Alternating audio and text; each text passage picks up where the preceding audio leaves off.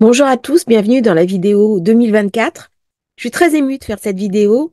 C'est la première de la chaîne Astrologie Facile. Je vous remercie déjà pour votre fidélité, pour votre soutien, pour les messages que je reçois et j'espère vous accompagner de nouveau en 2024 avec autant de pertinence pour vous apporter un éclairage sur des événements qui vont jalonner un petit peu cette année qui va être riche en rebondissements, riche en événements et riche aussi en sollicitations émotionnelles. Parce que lorsque les événements sont présents, lorsqu'il y a beaucoup de choses qui se passent, eh bien, ça vient nous interroger à l'intérieur de nous, ça vient rajouter de l'inquiétude, de la fébrilité, des angoisses. Et l'astrologie peut aussi être un moyen de nous rassurer, de nous aider à passer des caps difficiles, à nous accompagner. Et ça a été le but tout au long de cette année, de cette petite chaîne qui a été commencé, démarré en juin 2023. Elle est toute jeune et vraiment, je vous remercie de votre soutien. Je tenais aussi à repréciser que si vous voulez commander votre thème de naissance, votre révolution solaire, si vous voulez faire un cadeau pour les fêtes de fin d'année ou comprendre un petit peu plus ce que votre thème de naissance va venir raconter en 2024, eh bien, vous n'hésitez pas à passer votre commande. Je vous mettrai le lien en description, soit pour me joindre en direct, soit pour passer par le site.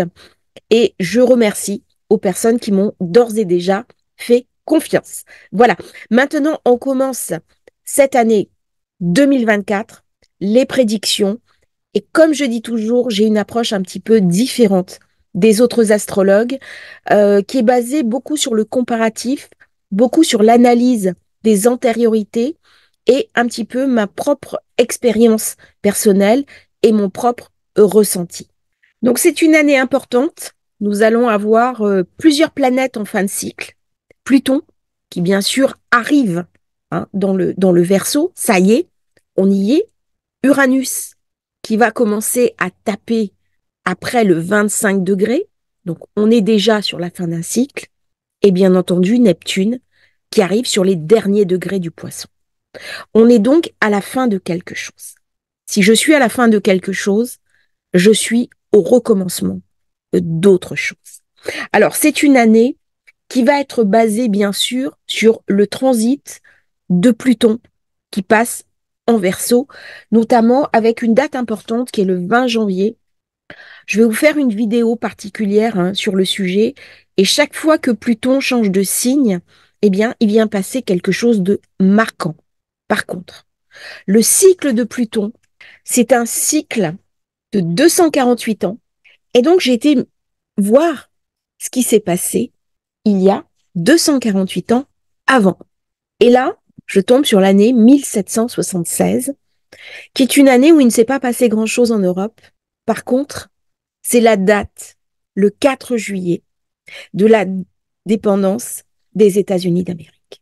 Ça veut dire que cette déclaration a changé complètement le monde à venir. Et nous voyons au jour d'aujourd'hui l'importance des États-Unis d'Amérique. Donc, il y a fort à parier que dans l'année qui vient, va se dérouler un événement qui va changer en profondeur l'avenir du monde. Ça sera soit un traité, soit une association, soit une fédération, soit une indépendance, mais ça va changer durablement la face du monde. Ça, c'est la leçon de Pluton. Nous allons maintenant voir la leçon de Neptune. Alors Neptune, le cycle est un petit peu plus court, c'est 165 ans. Et quand je regarde l'histoire, j'ai la campagne d'Italie, Napoléon Bonaparte, les guerres avec l'Autriche-Hongrie, la campagne d'Italie, le traité de Campo Formio. Le traité de Campo Formio qui a changé complètement le visage de l'Europe, qui a aussi affaibli la France, même si elle a récupéré des territoires, parce que de toute façon, derrière, elle les a perdus. Donc il y a quelque chose qui se met en place, aussi bien Neptune que Pluton, d'une forme d'affaiblissement de l'Europe, d'une forme de nouveaux traités, de nouveaux équilibres géopolitiques et géostratégiques. Alors, je vous ferai spécialement une vidéo sur le sujet 2024 au plan international. Là, on va essayer de rester quand même, grosso modo, sur les énergies de l'année. Mais on voit bien qu'il y a des choses très importantes, fondamentales, qui vont se passer en 2024. C'est une année qui va compter pour l'avenir. C'est une année déterminante, même si nous n'avons pas totalement conscience des conséquences qui vont se mettre en place durant cette année. Donc, il va falloir être très vigilant au plan des traités, au plan des associations, au plan des remises à jour de collaboration, aussi bien des grosses sociétés, des nations, des, des accords internationaux, des sociétés des nations comme l'ONU. Tout ça, ça va être mis en avant durant 2024. Alors, je vais vous passer plusieurs cartes qui vont être importantes. On va quand même parler de Pluton, même si j'y reviendrai un petit peu. Chaque fois que Pluton change de signe, il y a des événements majeurs qui se passent, et notamment au niveau des guerres. Quand il est passé en Cancer en 1914, nous savons ce qui s'est passé. En 1939, dans le Lion, nous savons ce qui s'est passé. En 1956, c'est la crise du canal de Suez. Alors, c'est un événement qui est très important au regard de l'histoire, c'est-à-dire les États-Unis devaient financer le barrage d'Assouan. Et d'un coup, les États-Unis se désengagent. Et là, Nasser, qu'est-ce qu'il fait? Il a besoin d'argent pour financer le barrage. Il nationalise le canal de Suez détenu par les Français, les Anglais.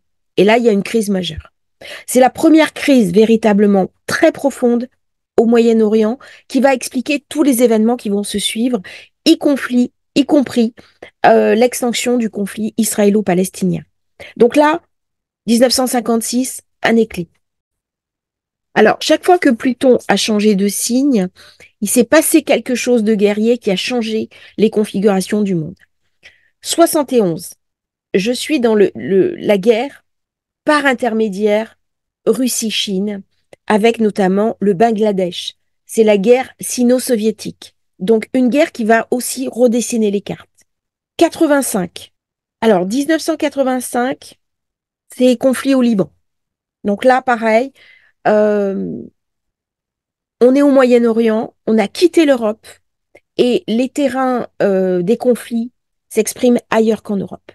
Le Moyen-Orient est en train de devenir une poudrière dans ces années-là, à partir de ces transits. C'est-à-dire, c'est les mêmes configurations qu'actuellement, avec le Liban, le Hezbollah, le bloc palestinien, Israël. On a les mêmes configurations qu'actuellement. Donc, ça va être intéressant de regarder ce qui s'est passé durant le passage de Pluton en Scorpion pour avoir des informations sur maintenant. C'est aussi les années SIDA. Quand Pluton rentre en Scorpion, il y a quelque chose qui est en train de se déliter. 95, Pluton rentre en Sagittaire. Guerre tchétchène, 100 000 morts. Russie toujours, qui est dans le coup. Génocide, Tutsi au Rwanda. Donc là, quelque chose à regarder. Un conflit religieux. Et j'ai bien dit, quand Pluton est dans le Sagittaire, il vient me parler aussi de religion. 2008, Pluton rentre en Capricorne. Bien sûr, j'ai la crise des subprimes, mais j'ai aussi le conflit russo-géorgien qui se met en route et une guerre à Gaza. Donc, on voit chaque fois que Pluton passe dans un signe différent, il y a une guerre qui a des conséquences pour l'avenir géostratégique. Des guerres, il y en a en permanence. Si vous prenez Wikipédia les guerres, vous allez voir que quasiment toutes les années, il y a une guerre quelque part dans le monde. Nous ne sommes pas dans une terre de paix, malheureusement. Par contre, tous ces affrontements n'ont pas des conséquences sur l'avenir. Eh bien, si on regarde l'histoire, chaque fois que Pluton a changé de signe, il y a eu des conséquences pour l'avenir. Alors, nous allons faire la carte du premier de l'an. Vous allez avoir plusieurs cartes différentes qui vont pouvoir vous aider. C'est une année où il va y avoir beaucoup d'importance aux associations, aux partenariats, aux accords, notamment les accords internationaux.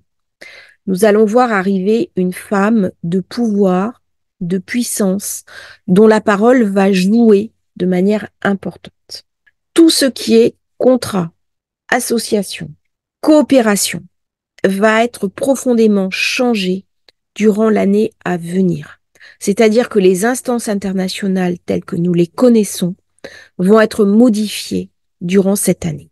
Par contre, les États et en particulier les États forts, que ce soit la Russie, que ce soit la Chine, donc les États non démocratiques, vont considérablement se renforcer durant cette année.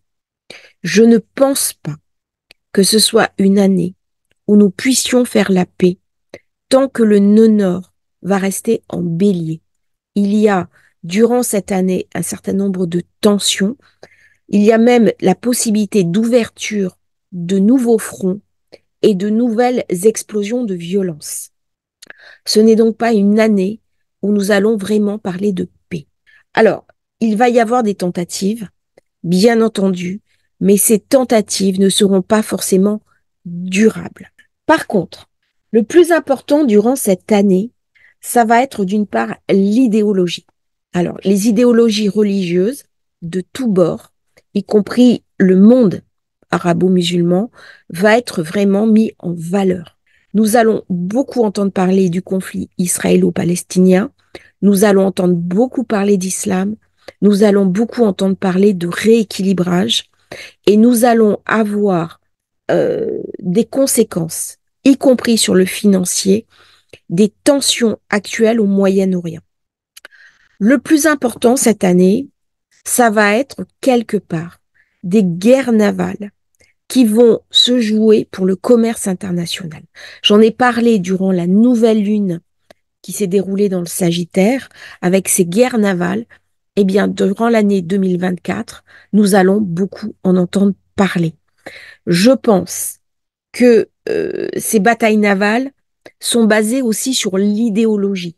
Hein, c'est ce qu'on voit avec les Houthis qui sont le bras armé de l'Iran, c'est-à-dire ça empêche l'Iran de montrer qu'elle intervient, mais en fait, elle utilise un paravent et elle joue un petit peu des coudes déjà. Et il y a un risque au niveau de la mer Rouge, mais il va y avoir aussi durant cette année un risque, notamment sur le détroit d'Ormuz, avec des tensions maritimes sur le commerce international. C'est donc l'argent, le financier, euh, qui va être très important cette année. Il y a durant cette année le risque de fermeture du détroit d'Ormuz, avec un risque pétrolier, c'est-à-dire une augmentation du prix du pétrole, voire même la possibilité d'un choc pétrolier. Donc, durant cette année, il y a un risque de flambée des prix, encore plus que ce que nous avons connu. L'idéologie va être importante durant l'année 2024, et notamment ce qu'on appelle la rue arabe. C'est-à-dire, c'est un élément dont il va falloir tenir compte. La rue arabe, c'est la fébrilité du monde arabo-musulman au regard des nouvelles et au regard du conflit israélo-palestinien. Donc, il va y avoir une pression mise sur les dirigeants, y compris les dirigeants européens, par rapport à ce conflit. Il va y avoir une forme de scission, de coupure entre deux univers qui, quelque part, risquent de se retrouver dos à dos. Alors, on se pose toujours la question de savoir si on est dos à dos ou face à face. Eh bien, je crains malheureusement qu'en 2024, il y ait de nouveau des attaques, il y ait de nouveau des risques d'attentats, il y ait de nouveau une espèce de situation d'instabilité qui se met en place à travers des faits petits ou grands. Quand je dis des faits petits ou grands, c'est-à-dire des attaques récurrentes de personne à personne, où on va utiliser des objets du quotidien, comme des couteaux ou comme une voiture, pour faire des attaques. Mais il est possible, quand Mars va devenir conjoint au nœud nord, que nous ayons à déplorer malheureusement en Europe à nouveau des attentats. Donc c'est une année qui va être quand même assez tendue. Je comprends que certains astrologues euh, aient une vision un peu sombre du monde. Néanmoins, j'ai envie de dire, chaque année, quand on regarde un petit peu l'historicité, il y a eu des guerres, il y a eu des tensions, il y a eu des risques, et ça ne nous a pas empêchés de vivre. C'est-à-dire les chocs pétroliers, même si ça advient, on a déjà passé plusieurs, on a quand même des économies qui sont résilientes. Donc, il faut aussi relativiser tout ça. Alors, d'un point de vue un petit peu plus positif, l'amour risque d'être une grande affaire pour 2024. Il va y avoir de la stabilisation, il va y avoir de nombreuses rencontres. On va concevoir l'amour un petit peu différemment, de manière peut-être un peu plus stable, un peu plus engagée, un peu plus positive. Et c'est ce que j'avais dit dans une vidéo précédente. Dès qu'il y a des périodes de tension, dès qu'il y a des périodes de guerre, eh bien, ce sont des moments où on a envie de rencontrer l'autre, on a envie de tomber amoureux, on a envie de se rapprocher de l'autre. Donc ça, c'est quelque chose qui, en 2024, ça va être une année où de nombreux couples vont pouvoir se former, mais non pas pour des aventures, mais plutôt dans le but de fonder une famille et dans un but de stabilité. C'est comme s'il y avait un retour aux valeurs anciennes de la famille, alors même que plutôt rentre en verso et que ma vie se digitalise. C'est-à-dire, nous allons voir une explosion de l'intelligence artificielle, nous allons voir une intelligence de la communication qui va prendre encore plus d'ampleur, mais nous allons pouvoir aussi vérifier les informations qui viennent au-devant de nous. C'est-à-dire que cette intelligence artificielle qui va rentrer véritablement dans notre quotidien avec Pluton qui arrive en Verseau, elle va nous permettre de reprendre d'une certaine manière le contrôle de notre vie, le contrôle de nos choix et le contrôle de notre individualité. Et ça, c'est quelque chose de très positif. C'est-à-dire que nous allons pouvoir mieux contrôler nos finances, nous allons pouvoir spéculer sur Internet et nous allons pouvoir faire des affaires notamment avec les crypto-monnaies, puisque je pense que 2024 va être une saison positive au niveau des crypto-monnaies. Alors c'est une année où il va se passer beaucoup de choses au niveau de l'informatique, au niveau aussi de la légalisation de l'informatique. C'est-à-dire on a des nouvelles règles qui vont se mettre en place pour un petit peu lénifier tout ça. C'est une année aussi où va se poser la question à l'intérieur de moi de ma guérison. C'est-à-dire que Chiron, qui est en bélier, euh, c'est une année où nous allons beaucoup parler de développement personnel, où nous allons beaucoup parler de guérison, où nous allons parler de changement profond à l'intérieur de moi. Et c'est une année où nous allons pouvoir reprendre un petit peu notre pouvoir personnel et avoir la sensation de mieux contrôler notre vie, même si j'arrive à la fin d'un cycle. Alors, la fin d'un cycle, c'est toujours difficile. C'est-à-dire que les personnes qui ne sont pas flexibles, les personnes qui ont une personnalité un petit peu rigide, vont avoir du mal à passer le cap parce qu'il va y avoir beaucoup de sollicitations pour un nouveau monde qui est en train de naître.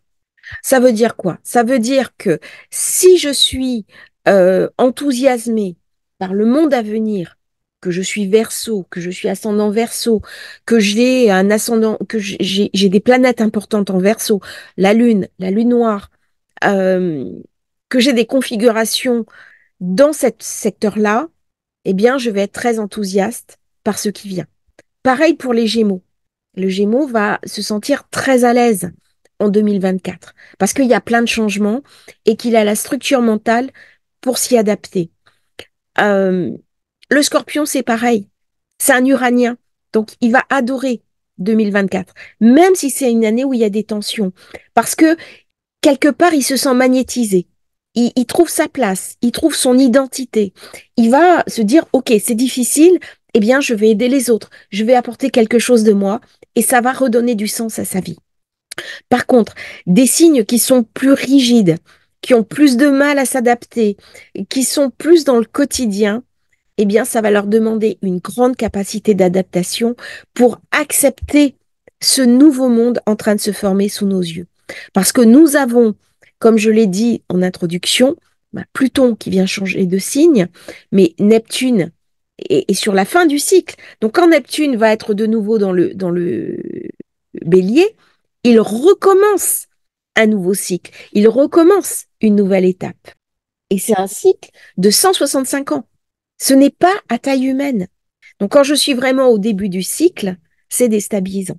Ça me demande d'accepter, de revoir mes valeurs et d'accepter des changements qui de toute façon sont irrémédiables.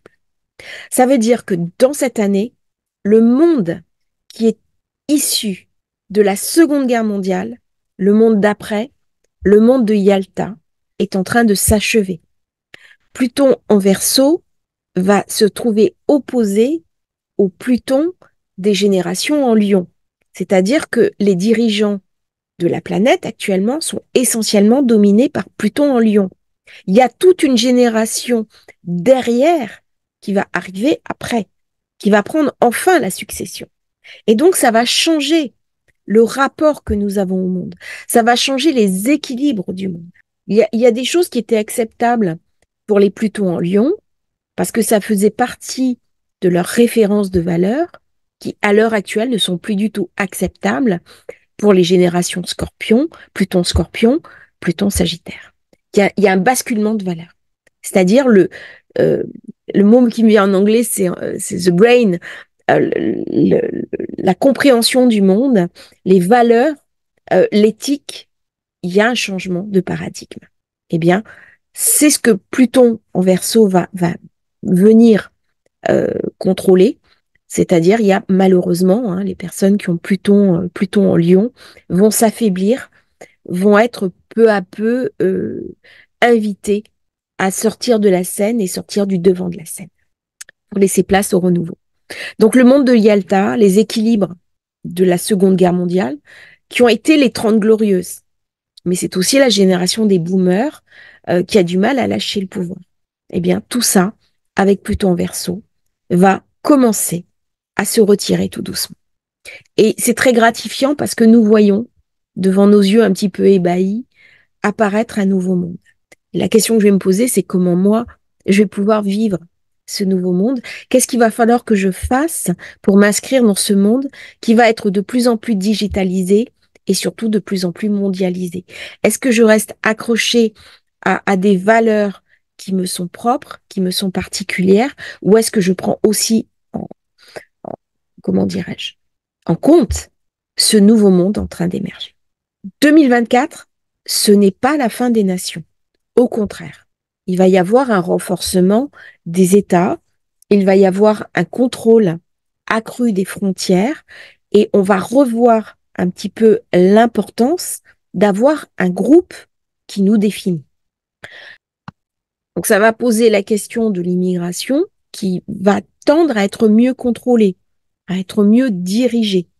Euh, L'idée de l'État-nation va reprendre aussi de la vigueur, avec bien entendu le risque de monter des extrêmes au niveau européen et au niveau mondial. On va voir un durcissement des positions où ce n'est pas forcément le côté démocratique qui va l'emporter, mais bien des idéologies beaucoup plus dures et une certaine forme de tension sur ces idéologies. C'est une année qui va beaucoup nous solliciter à l'intérieur de nous et va se commencer à se poser une question. Alors, en plus de l'informatique, des nouvelles technologies, des voyages dans l'espace, pour moi, les voyages dans l'espace, ça sera d'autres années. Parce que là, on est vraiment sur le premier degré, sur le tout début du Verseau. Mais va se poser la question dans les années à venir, par ce Pluton en Verseau, quand Uranus va passer en Gémeaux, de la question d'un éventuel contact. Alors, quand je dis un éventuel contact, vous voyez à quoi je peux faire allusion. Mais la question de l'ouverture, de la compréhension des nouvelles générations à l'idée que des intelligences autres que terrestres puissent exister, non pas par la peur, par la phobie, par ce qu'on voit au niveau des films qui sont absolument terrifiants, euh, ou le côté ça n'existe pas, eh bien, l'idée d'un contact et d'un contact intelligent va commencer à se mettre en place au fur et à mesure que Pluton va avancer dans le Verseau. C'est-à-dire que nous renonçons à l'idée que nous sommes seuls au niveau de la galaxie. Nous acceptons l'idée qu'il y a d'autres entités, qu'il y a d'autres civilisations que la nôtre, et peut-être même beaucoup plus intelligentes que la nôtre. Par contre, nous attendons une confirmation. Eh bien, à partir du passage de Pluton en Verseau, il y a fort à parier qu'une certaine idée du contact puisse se concrétiser. Mais peut-être pas comme nous le pensons. Alors ça, c'est un sujet qui est casse-gueule. Je suis désolée, je le dis tel quel, parce que dès qu'on parle contact, on est blacklisté, on est discrédité. Eh bien, avec cette idée, Pluton en Verseau, il va falloir que nous changions nos paradigmes mentaux. C'est-à-dire que la civilisation matérielle, matérialiste pure et dure, telle que nous l'avons connue, eh bien, est en train de s'achever devant nous. J'avais parlé de flexibilité, c'est aussi une flexibilité cognitive.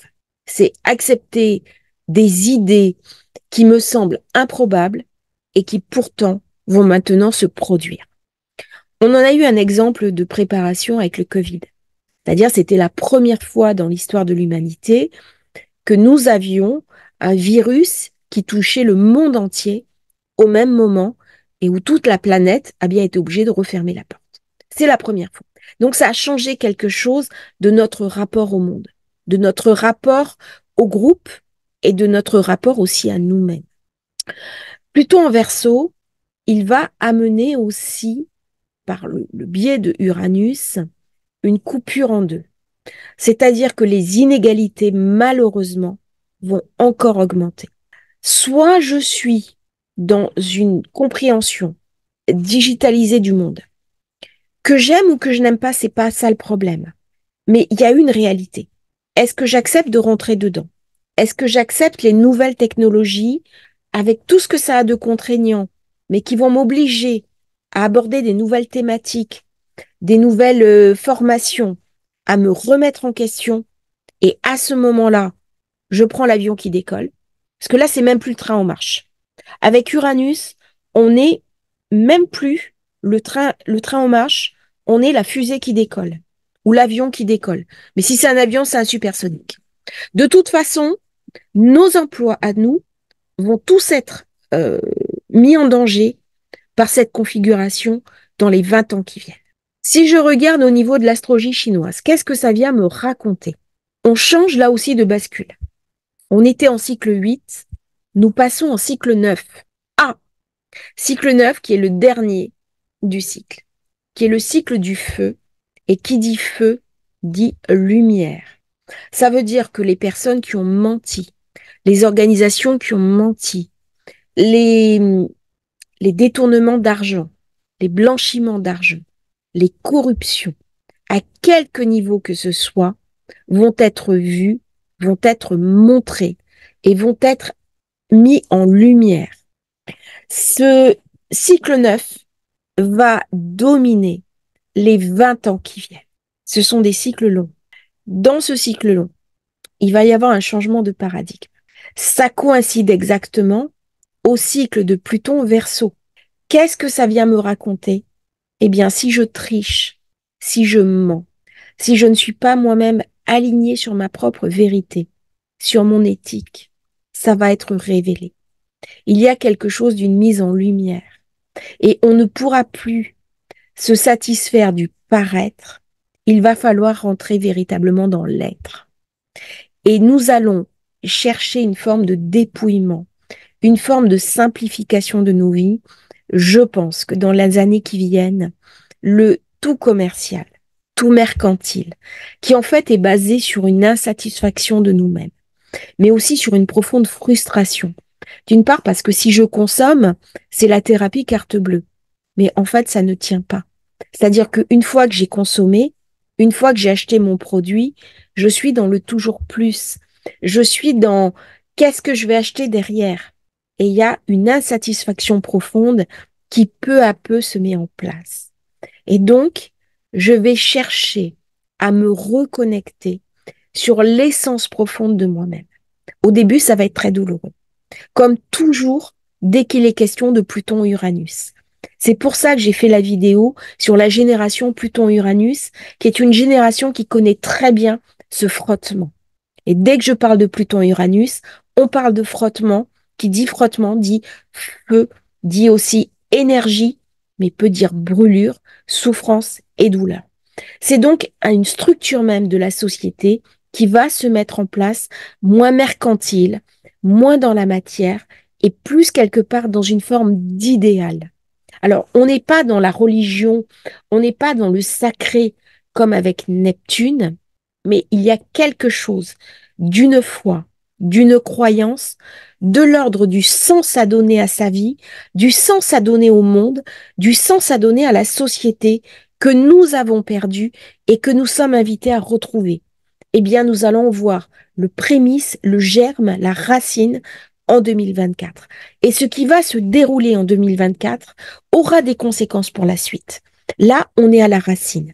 Donc, si je suis à la racine, eh bien, autant que je plante la bonne graine, aussi bien pour moi, pour ma famille, pour mes proches, que pour le monde et le pays dans lequel je vis.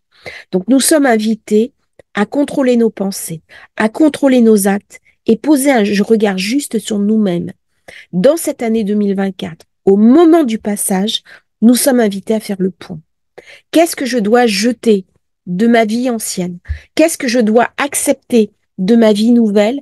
Et je peux utiliser le passage de Pluton pour faire un grand nettoyage, un grand déblayage, notamment de mes souffrances intérieures de moi.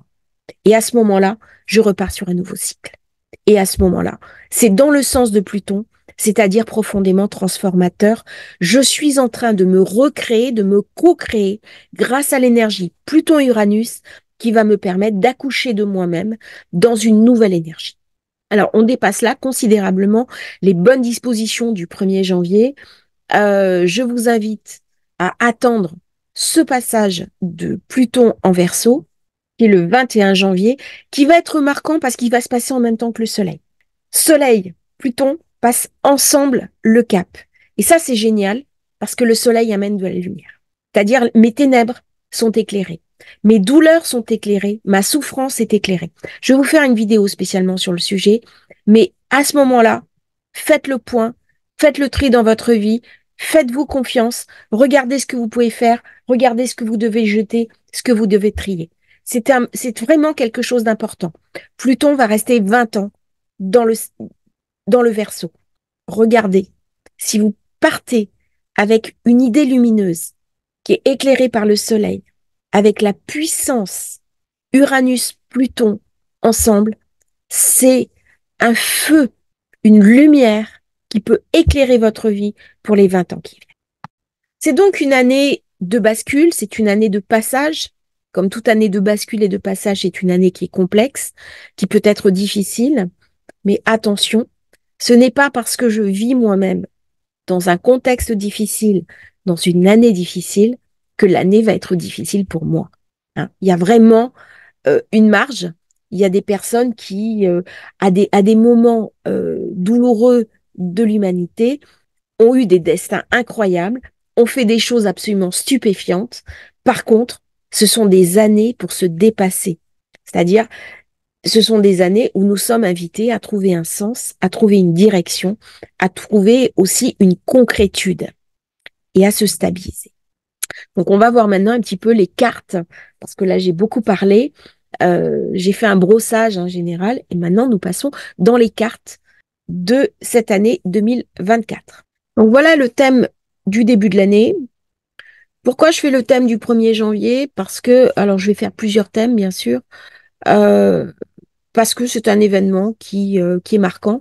Ça va créer un égrégore et toute l'énergie en fait des personnes qui est projetée dans le nouvel an, eh bien, va créer cette carte au plan des événements.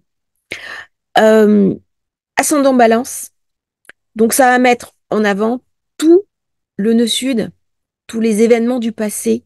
Ça va mettre aussi en valeur la France. Je vous ferai une 2024 pour la France dans une vidéo particulière. Je vais pas le faire maintenant, mais vous comprendrez un petit peu l'importance de cet ascendant Balance. Ça met aussi en avant un certain nombre de pays qui sont Balance ou qui ont des dirigeants Balance. On voit là, bon, Israël par exemple, mais pas uniquement. C'est-à-dire il y a quelque part une tension qui augmente au Moyen-Orient. Pour moi, ça va pas se calmer. Alors, puisqu'on est vers le nœud sud, en fait, la mise en valeur, on dit toujours que le nœud sud, ce sont nos fantômes. C'est ce qu'on n'arrive pas à digérer. C'est ce qui nous vient, pour certains, d'une vie antérieure. Mais ça vient aussi du transgénérationnel. Ça vient aussi de tout ce que les générations passées nous ont mis sur le dos et qu'à un moment donné, il va bien falloir évacuer.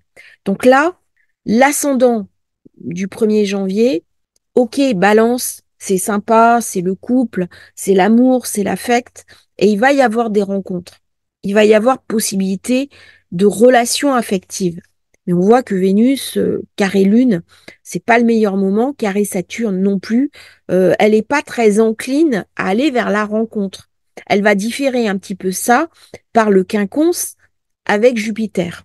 Donc on voit bien que là, l'ascendant, le maître de l'ascendant qui est en Sagittaire, il vient nous parler de pays internationaux, il vient nous parler de tensions internationales et sûrement pas du petit couple mignon que moi j'ai envie de créer durant, par exemple, la soirée du 31. Bon, euh, l'amour sera pas vraiment au goût du jour. Je dis pas que ça va pas venir après, mais là, j'ai quand même un T carré qui est un peu dur entre la Lune, Saturne et Vénus. Ça va rajouter de la tension. Ça va rajouter du conflit. Alors, le degré au niveau du 7 degrés balance, un gros oiseau noir aux pattes griffues, d'où le sang des gouttes, vole vers le bas. En face de lui, un triangle comme suspendu entre ciel et terre, dont les bords sont entourés de flammes légères qui brûlent sans le consumer. Donc ça vient me parler de guerre, ça vient me parler de sang, d'aviation, de crimes, d'événements sanglants. Euh, c'est pas très apaisé. Hein, là, je suis sur le 7 degrés. Et si je prends le 8 degrés, j'ai une femme pleurant au chevet d'un malade, ça vient me parler de peine, ça vient me parler de tristesse, ça vient me parler de guerre, ça vient me parler de choses très dures. Un homme tenant de la main droite un anneau, c'est-à-dire une alliance, mais une alliance impossible. Donc il y a quelque chose dans cet ascendant. Alors nous verrons, bien sûr, on va le remodifier parce qu'il y a d'autres forces en présence que simplement le 1er janvier. Mais nous voyons que c'est pas forcément très réjouissant. Hein. Il y a quand même des événements durs qui se mettent en place. Alors par contre, j'ai un très bel aspect lune-soleil qui vient apaiser un petit peu tout ça. Dire attention, il y a une portion du monde où il y a un conflit, mais il va falloir que je sois vigilant à ce qu'il n'y ait pas extension du conflit. La Lune, elle est en Vierge. Pour certains auteurs, elle est bien placée, parce qu'elle est dans une forme de mesure. Elle est dans une forme aussi de croyance. Elle représente Marie, la Vierge. Hein. Et elle reçoit un magnifique aspect de Jupiter. Mais Jupiter, comme Uranus, sont en maison 8. Donc là, il y a quelque chose, de toute façon, d'une échéance qu'il va bien falloir que je passe et qu'il va bien falloir que je digère.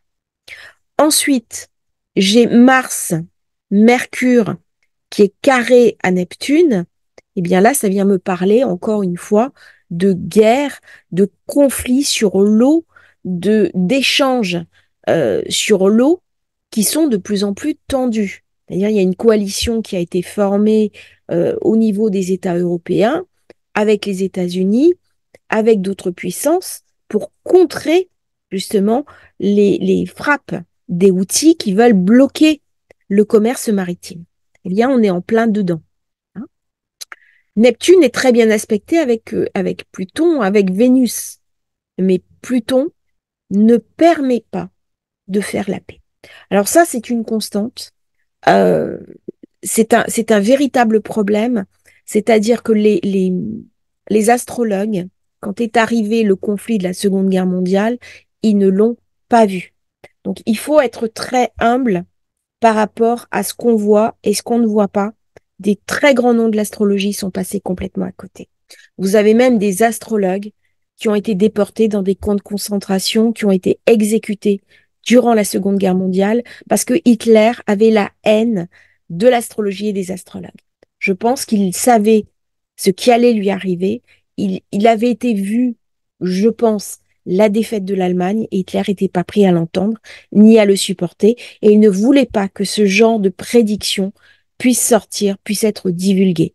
Et donc, il a déporté les astrologues et certains ont été obligés de se suicider pour sauver leur famille. Et il y a eu une pression à ce moment-là qui a été terrible mise sur les astrologues. Mais par contre, les astrologues n'avaient pas anticipé ça. Donc, restons humbles par rapport à nos prédictions. Par contre, là, il y a ce conflit entre Pluton et Jupiter. C'est-à-dire que les instances internationales qui sont représentées par Jupiter qui se trouve en maison 8, donc la maison symboliquement du Scorpion, ne peut pas euh, contrôler Pluton qui s'oppose à lui. Donc il y a une force de frappe, une force plutonienne qui est mise en avant que de toute façon les instances internationales ne pourront pas gérer. La diplomatie, c'est pareil. Vénus carré Saturne. Là, je suis dans la question de la diplomatie. Nœud sud, qui est en balance, eh bien là, on est sur quelque chose de verrou. Alors, quelles sont les solutions? La solution, la première, c'est au niveau des quinconces, c'est Vénus-Jupiter.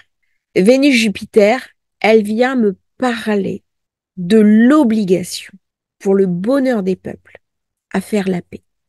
C'est-à-dire que si l'idée de la paix se met en place, à condition de faire des concessions, à condition d'utiliser la voie de la rue, eh bien la paix est possible. C'est Idriss Aberkan qui a fait une vidéo qui est très intéressante sur le sujet au niveau du conflit israélo-palestinien. Je vous invite à aller la voir. Parce qu'il y a des vraies propositions de paix qui sont données. Alors, elles sont pas faciles à entendre, c'est clair, mais à un moment donné, la question de la paix est une question focale. C'est-à-dire, c'est un focus. Si je suis dans un pays en guerre, il y a de la souffrance, il y a de la douleur, il y a du trauma. Comment je peux trouver des réponses positives, des réponses objectives pour sortir et de m'extraire de cette idée de Pluton carré Jupiter? Pas beaucoup de solutions. Ou je vais au contact, ou je vais au conflit, et c'est de la punchline, c'est-à-dire c'est du violent. C'est facile de faire la guerre. On arme les militaires, on appuie sur le bouton, on y va. D'accord, on est dans du réactif. Par contre, faire la paix, c'est beaucoup plus complexe. C'est beaucoup plus difficile, c'est beaucoup plus compliqué. C'est presque de la dentelle. Et c'est pour ça que les hommes de paix ont souvent été assassinés. Jaurès, c'est un exemple, mais il n'y a pas que lui. Et l'autre manière de faire la paix, parce que là, c'est ça la maison 3. La maison 3, c'est la parole, c'est la coupure en deux. À quel monde j'appartiens? Est-ce que j'appartiens au monde de la paix ou est-ce que j'appartiens au monde de la guerre? C'est Mercure. Est-ce que c'est Mercure, le dieu des échanges, le dieu de la communication, le dieu du commerce et quelque part le dieu de la prospérité? Ou est-ce que c'est Hermès, le psychopompe, qui à ce moment-là va conduire les âmes de l'autre côté? Euh, et ça veut dire qu'il y en a beaucoup. Si Hermès s'en mêle, malheureusement, hein, dès qu'il y a un conflit, il y a quand même beaucoup de dommages collatéraux. Et c'est ce qu'on voit en ce moment. Hein. Il y a dans le conflit, il y a beaucoup, beaucoup de dommages.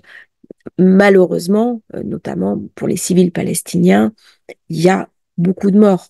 À un moment donné, il y a une horreur qui s'est passée euh, le 7 octobre, mais le fait que les civils soient utilisés comme boucliers humains, c'est monstrueux dans l'idée. Il y a quelque chose d'abominable qui se passe là. Et quand on me demande ce que j'en pense, profondément, je suis une pacifiste.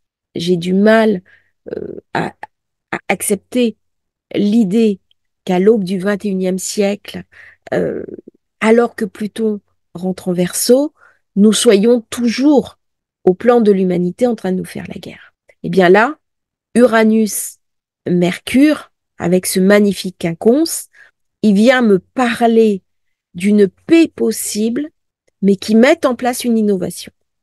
C'est-à-dire une compréhension révolutionnaire, une compréhension totalement différente de ce conflit. Si je n'accepte pas, par des échanges, par de la verbalisation, une idée nouvelle, quelque chose qui vient modifier ma structure, modifier mes équilibres, modifier même ma vision du monde, eh bien, ça ne pourra pas se mettre en place. Et là, Mercure est aidé et soutenu par Pluton, qui fait un très bel aspect. Et heureusement, j'ai un bel aspect Pluton, Mars, Mercure. Donc, il y a quelque chose de sauvable. Il y a quelque chose qui peut être dit, qui peut être entendu, à condition toutefois que Neptune accepte de céder le pas. C'est-à-dire que les forces en présence au plan de Neptune qui vont être très importantes sur l'année 2024. On parle beaucoup de Pluton. Moi, j'ai beaucoup parlé de Neptune. Parce que on est sur l'idéologie. Toutes les guerres se font par l'idéologie. Si j'ai pas une idéologie, je peux pas faire la guerre. Et c'est quoi mon idéologie? Si la paix devient une idéologie, la guerre tombe. Toute la question 2024, ça va être de ces idéologies. Jusqu'où elles vont?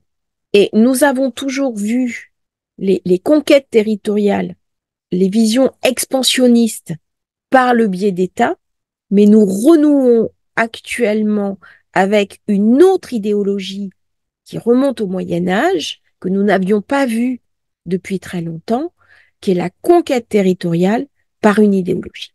C'est-à-dire que si, alors ce que je dis, c'est pas tout à fait vrai parce qu'il y a eu cette idée au niveau du communisme.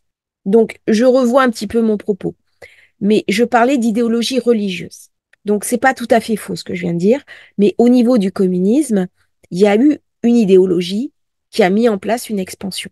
Même si cette idéologie a utilisé la Russie dans une vision de conquête du monde, tout au moins du monde pays de l'Est. Bon, après, il y a eu la chute du bloc URSS et la signature du traité d'ailleurs qui s'est fait à Malte, où je réside. Bon, et les Maltais sont très fiers d'avoir accueilli cet accord entre Bush père et Gorbatchev.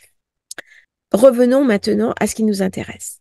Là, je parle d'idéologie religieuse qui a des visées territoriales. C'est complètement nouveau. C'est nouveau. Alors, c'est des vieux principes. Et c'est pour ça que je dis l'ascendant balance, il m'inquiète un peu parce qu'on va chercher l'avenir dans le passé. La balance, c'est pas un signe du passé, hein. Mais comme j'ai le nœud sud qui est en balance, eh bien, mon avenir, c'est le passé. Et ça va déstabiliser en profondeur le monde à venir. Si j'accepte l'idée que ce n'est pas un pays qui m'attaque, mais une idéologie, je vais concevoir le monde à travers un prisme différent. Et c'est ça que Uranus m'invite à regarder pour me préparer à quand il va passer dans le Gémeaux. Il va être beaucoup plus intellectualisé. Là, dans le Taureau, il vient travailler sur la structure. Il vient me raconter ma densité. Il vient aussi me raconter mon argent, mon rapport à l'argent, mon rapport à ma lignée familiale, à mes origines, à mon identité. Mais il vient détruire les identités. Si je suis dans une idéologie globale, je n'ai plus d'identité. C'est-à-dire, je dépasse mon origine pour me fondre dans quelque chose qui est mondial, qui est une idéologie qui tend à se mondialiser. Mais si elle se mondialise, elle devient conquérante. Et donc, il faut que je le sache aussi. Et c'est ce que je disais, la lumière arrive, et ce genre d'éléments, eh bien, nous allons le voir, et nous allons le voir de manière précise.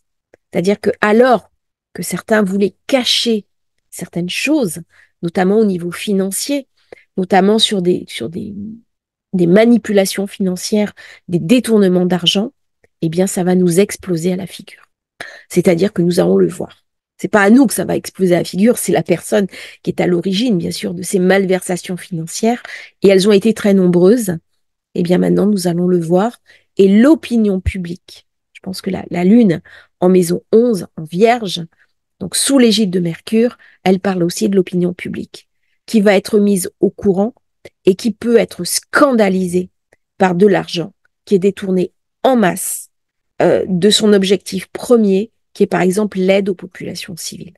Nous ne ferons pas l'économie de poser la question de à quoi sert l'argent public, aussi bien en France, au niveau européen, au niveau mondial, de cet argent, de cette manne financière qui est remise entre les mains d'organisations internationales qui, à mon avis, en 2024, vont plonger dans une crise profonde.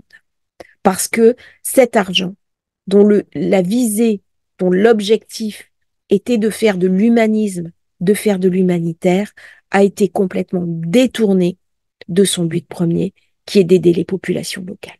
Et nous avons des populations locales qui souffrent incroyablement, qui sont dans des situations de détresse abominables. Et je pense notamment à la population palestinienne, parce que des sommes ont été détournés à l'origine et que les aides ne leur sont pas parvenues dans de bonnes conditions. Alors, première date importante, 21 janvier. 21 janvier, nous sommes au passage exact de Pluton en Verseau qui va faire un quasimi avec le Soleil, c'est-à-dire Pluton dans le cœur du Soleil.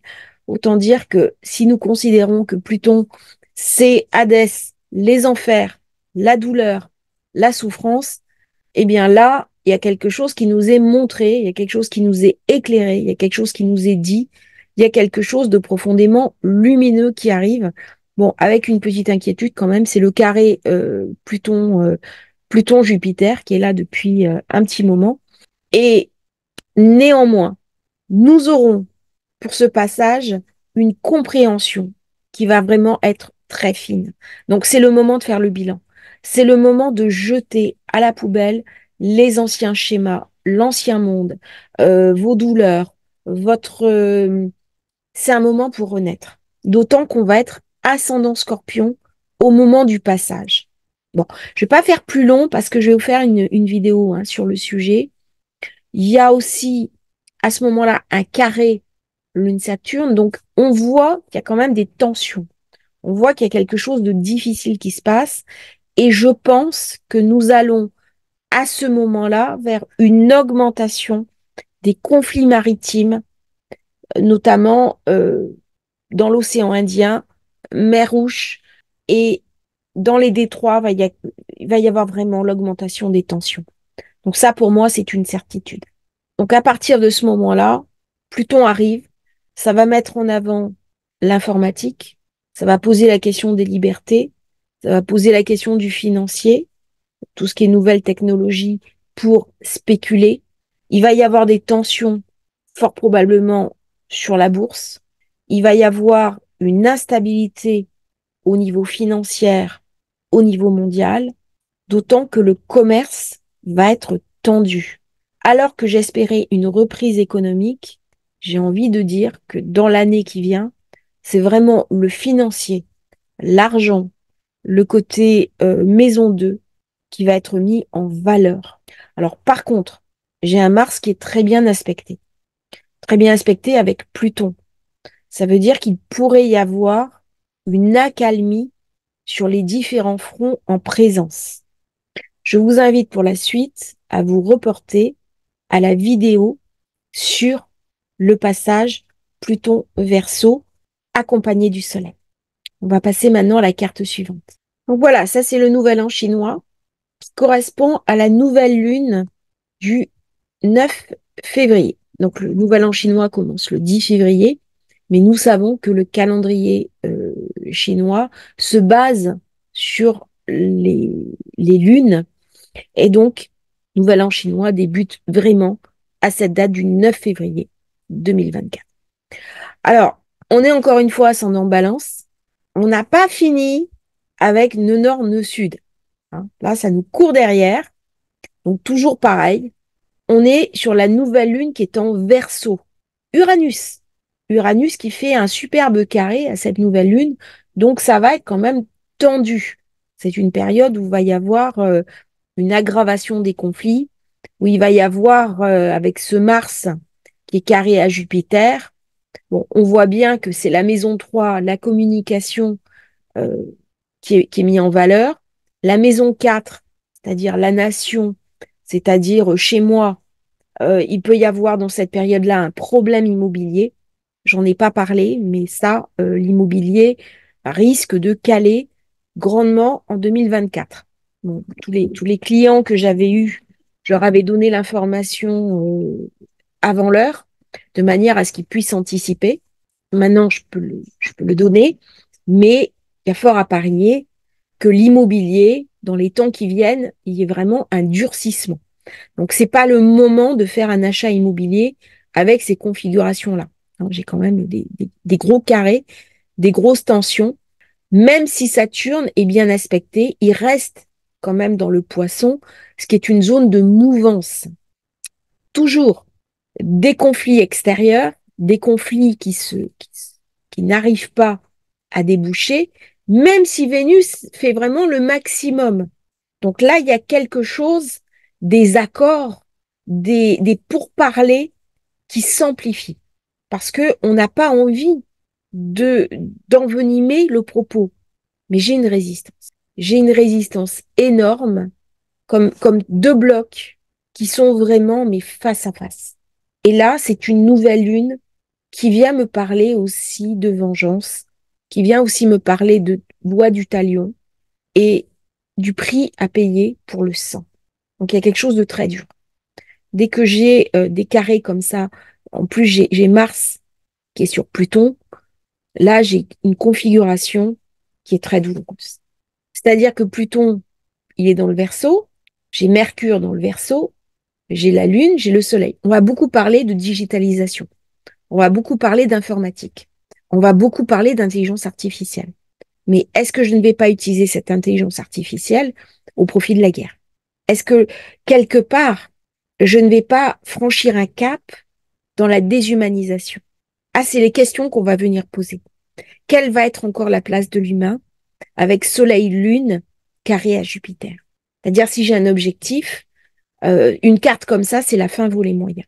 Mais je suis avant tout sur des populations civiles. Qu'est-ce que ça va donner? Et il y a une sorte de déconnexion. On est décorrélé. C'est-à-dire qu'au niveau des dirigeants, là j'ai le milieu du ciel qui est en lion, quelque chose de solaire, il y a quelque chose qui rayonne, il y a quelque chose qui veut aller dans l'expansion, mais en fait, je suis confrontée à une situation qui est totalement inattendue et que je ne maîtrise pas. Et là, la dominance pour cette nouvelle lune, c'est l'inattendu, c'est l'explosion, c'est l'explosif, c'est quelque chose que de toute façon est de l'ordre du destin et va m'échapper complètement. Donc ça, c'est la nouvelle lune du 9 janvier. Pareil, vous aurez la vidéo. Hein. On ira plus loin dans l'analyse, dans la compréhension. Alors là, on commence la saison des éclipses. 25 mars, pleine lune, éclipse de lune. Nous savons, de par les événements qui se sont produits au mois d'octobre, que les éclipses ont créé une situation explosive. Donc, il y a fort à parier que l'année prochaine, avec les deux saisons d'éclipses, il y a quand même des événements majeurs qui se déroulent au niveau mondial. Là, je vais avoir sur l'éclipse du 25 mars quelque chose d'intéressant qui est la conjonction entre le nœud nord en bélier et Chiron. Ça veut dire quoi? Ça veut dire que j'ai possibilité de guérir. J'ai possibilité de soulager mes blessures. Chiron, c'est le centaure qui a dû renoncer à son immortalité pour mettre un terme à sa blessure. C'est-à-dire que je suis invitée à renoncer à quelque chose de fondamental pour pouvoir guérir. Eh bien, c'est la question qui va m'être posée aussi bien à titre individuel qu'à titre collectif. Et dans cette période-là, il va y avoir des tentatives de guérison. Il va y avoir des tentatives pour essayer de trouver des accords, pour essayer de guérir une situation qui reste insoluble. Et je peux travailler à titre personnel, au niveau de mon changement de compréhension. Si j'ai des blessures, si j'ai des blocages, si j'ai des souffrances, si j'ai des difficultés, eh bien, c'est le moment pour le faire. Alors, il y a une conjonction, mais vraiment, normalement, il n'y a pas de conjonction comme ça entre le nœud nord et le soleil. Je suis trop loin. C'est-à-dire les conjonctions euh, dans ces configurations-là, c'est quelques degrés. Là, je suis presque à 11 degrés, mais il y a une tentative par le soleil de venir éclairer le nœud nord. Donc, c'est un moment où je peux essayer, et je dis bien essayer, de ramener de la lumière dans mes ombres intérieures. C'est donc une carte idéale à titre personnel pour transmuter ces douleurs, pour transmuter ces souffrances. Alors, j'ai Pluton qui joue un petit peu cavalier seul dans le Verseau. Euh, Par contre, j'ai un amas assez important, hein, j'ai un stellium dans le Poisson qui va venir me parler d'accords secrets, de éventuellement de tensions maritimes et aussi de tout ce qui n'est pas encore abouti. C'est-à-dire, il y a des tractations secrètes, il y a des échanges secrets, mais tout ça n'est pas encore abouti. On va voir la carte suivante, un petit peu ce qui va se passer. Donc ça, c'est la deuxième éclipse, hein, celle du 8 avril. Donc pareil, ça me balance. Euh, pas beaucoup d'aspects négatifs, et pourtant, elle m'inspire pas. Elle m'inspire pas, et je vais vous dire pourquoi. J'ai vu des astrologues qui en parlaient, qui eux disaient que c'était une bonne période pour faire la paix, pour arriver à des accords. Moi, j'ai toujours le nœud sud qui est en balance, et j'ai un passé qui veut pas mourir. J'ai un passé qui ne veut pas disparaître. Certes, Mars reçoit des bons aspects, mais en attendant, il est sur Saturne. Mars conjonction Saturne, il y a quelque chose de menace. Il y a quelque chose d'une menace, le feu qui est en train de couver sur la marmite. Et c'est vraiment pas une éclipse qui, honnêtement, à tout point de vue, m'inspire. Je la trouve belliqueuse. D'abord parce que ça se passe en maison 6, qui est une maison négative, selon l'astrologie ancienne, en maison 8, qui est aussi une maison négative. Et la maison 7 est prise entre ces deux maisons, et le reste, il n'y a rien du tout, à part Pluton en maison 4, qui représente la fin des choses. Il y a donc quelque chose d'un déséquilibre profond qui est en train de se mettre en place, d'autant que Soleil-Lune se fait exactement sur le nœud nord. Lorsqu'on a une configuration de ce type, avec une grosse activation du nœud nord, il y a fort à parier d'événements qui vont déstabiliser un petit peu les équilibres, et je ne pense pas que ce soit une période si favorable que ça, notamment pour faire la paix. C'est une période où, à titre personnel, je peux être profondément déstabilisée.